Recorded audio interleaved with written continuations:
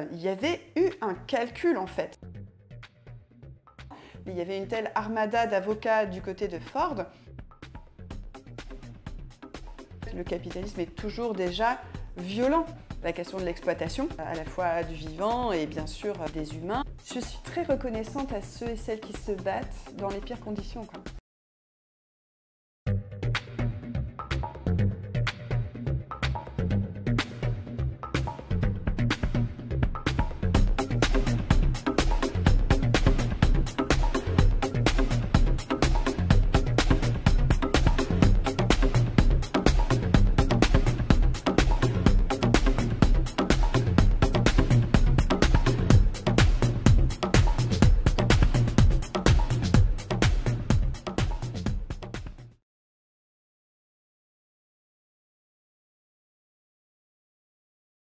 On est dans les premières grandes tensions économiques dans ces années 70. En fait, les grands industriels ont un problème de taux de profit. Clairement, voilà, la reproduction du taux de profit, la croissance du taux de profit est vraiment dans une phase de ralentissement.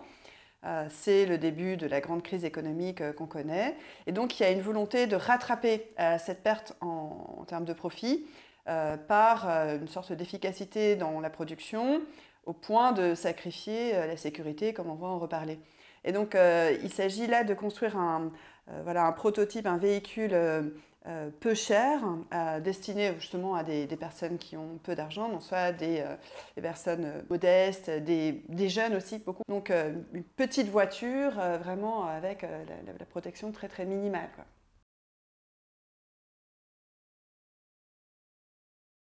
En effet, Mark Dowie sort un article lié à une de ses enquêtes, c'est vraiment un journaliste d'investigation, qui révèle qu'il y a eu un rapport interne à Ford. Et ce rapport indiquait qu'il y avait un fort risque d'accident et notamment d'explosion de la voiture et de mise à feu de la voiture, puisque le réservoir d'essence est placé vraiment très très près du pare-choc. Donc dès qu'il y a le moindre choc, eh bien, la voiture risque de s'embraser, et c'est ce qui s'est produit à plusieurs reprises.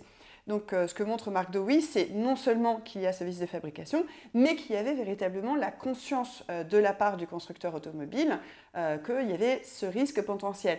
Or, il y avait eu un calcul en fait, un calcul bénéfice-risque, sur ce qu'on appelle en fait le prix d'une vie statistique. En gros, Ford avait calculé que le rappel de toutes les voitures Ford Pinto lui aurait coûté beaucoup plus cher que les éventuelles indemnités aux parties civiles lors de procès pour des accidents. Et c'est ce qui s'est produit de fait, notamment en 1978. Il y a eu un procès retentissant, mais il y avait une telle armada d'avocats du côté de Ford que globalement, le procès, certes, a condamné Ford, mais les parties civiles ont été indemnisées à hauteur de 7 500 $ par partie civile. Donc, ce qui était absolument dérisoire par rapport, évidemment, au capital de Ford.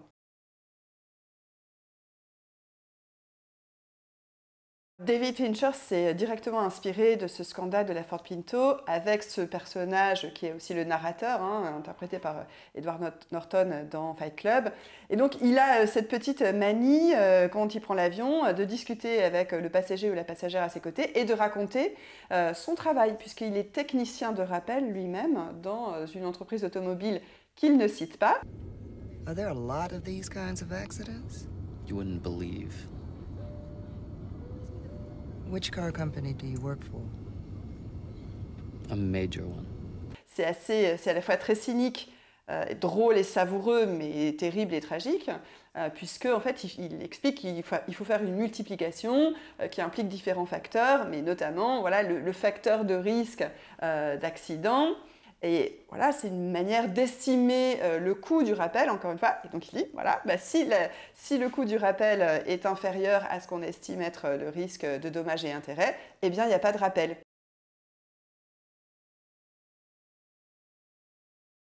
Alors il y a plusieurs choses. Il y a d'abord, en effet, ce terme d'ensauvagement.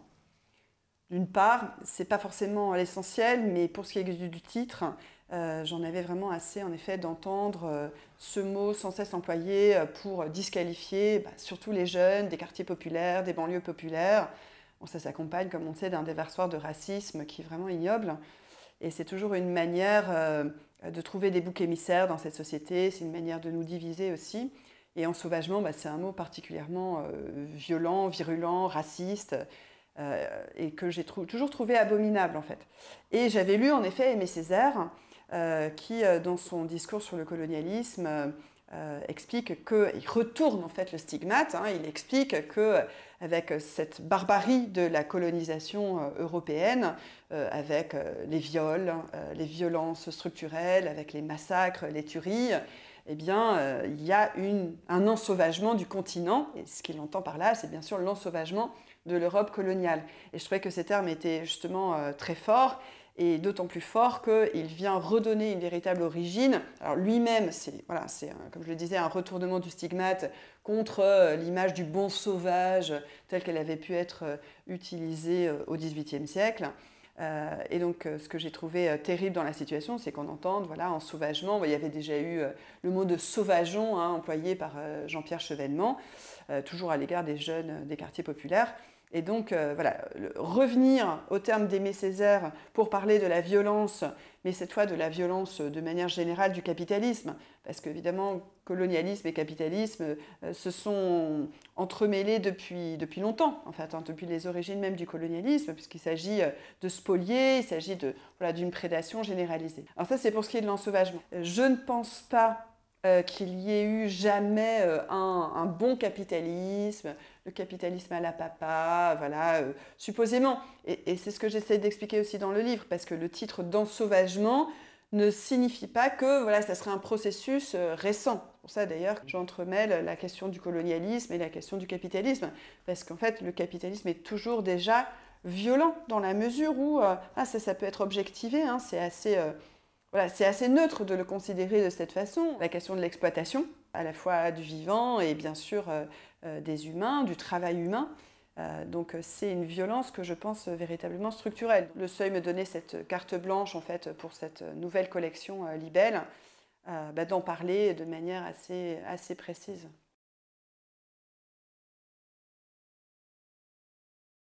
L'explosion de l'usine de Bhopal en Inde, alors sur le moment, elle fait 18 000 morts. Il y a encore des dizaines de milliers de personnes en fait, qui en subissent les conséquences, qui doivent toujours se soigner, mais dans des conditions vraiment extrêmement précaires. Le groupe industriel qui était responsable en fait la situation extrêmement dramatique et extrêmement fragile des bâtiments qui ont conduit à l'explosion, c'est Union Carbide. Et alors vous évoquez les Yes Men, parce qu'en effet, alors, je recommande vraiment d'aller voir, hein, c'est très facile de retrouver ce documentaire où on voit donc ces Yes Men qui essaient de se faire passer pour des responsables de l'entreprise et, voilà, et qui vont annoncer dans les médias britanniques que les victimes vont enfin être indemnisées. Et du coup, ça crée une chute de l'action en bourse catastrophique. On voit les Yes Men aussi aller dans de grands raouts d'industriels, de grands capitalistes en fait. Et c'est là qu'ils reçoivent les témoignages du cynisme le plus absolu, puisque quand ils évoquent Bhopal, on voit que certains disent oui, bon, il y a eu des morts en effet, mais c'est à ce prix-là aussi qu'on fait de la valeur, qu'on fait du profit. Donc il y a vraiment une indifférence cynique, et comme ça marche bien, là ils peuvent capter ce cynisme-là, parce qu'eux font mine en effet d'être tout aussi indifférents aux vies humaines. Et donc voilà, enfin, le résultat est vraiment très édifiant et vraiment terrible, même s'ils arrivent à mettre de l'humour quoi, dans cette dimension tragique.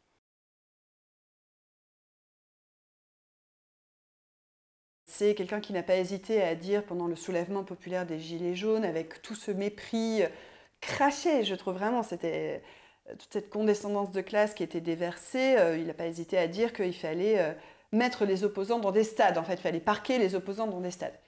Alors pour qui a un minimum de conscience historique et de connaissances, en tout cas sur ce qu'a été le Chili après le coup d'État de Pinochet en 1973, le fameux 11 septembre, un autre 11 septembre, mais celui-là, qui a été un peu trop oublié peut-être ici, 11 septembre 73, même si beaucoup sont là quand même pour le commémorer. Les opposants à Pinochet, ceux qui ont tenté de résister au coup d'État, et de manière générale, les militantes et militants de collectifs politiques, de syndicats chiliens, de gauche se sont retrouvés dans des stades où ils ont été torturés et souvent exécutés. Yves Calvi d'ailleurs a reconnu qu'il en avait conscience, qu'il connaissait cette histoire.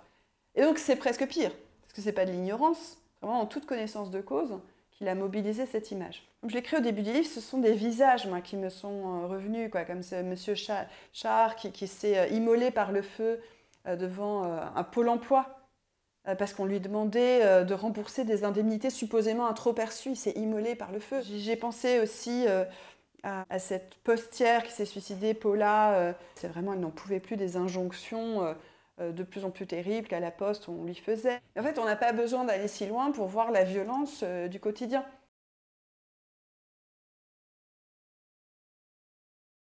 Alors, la Commune de Paris, c'était une révolution populaire incroyable. Certes, elle n'a pas duré très longtemps, puisqu'elle a duré entre le 18 mars 1871 et le 28 mai. Donc on estime en général qu'elle a duré 72-73 jours. Donc c'est très très peu.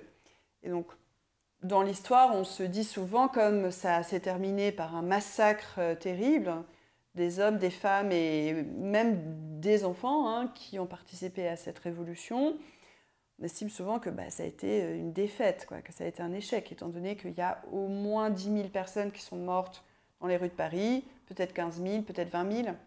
Mais moi, je pense au contraire que c'était, malgré cette terrible tuerie qu'on n'avait jamais vue à ce point dans Paris, même pendant les guerres de religion, la Saint-Barthélemy, on n'avait jamais vu de tels massacres. Mais je pense malgré tout que c'est une réussite. Pourquoi ? Parce qu'en fait,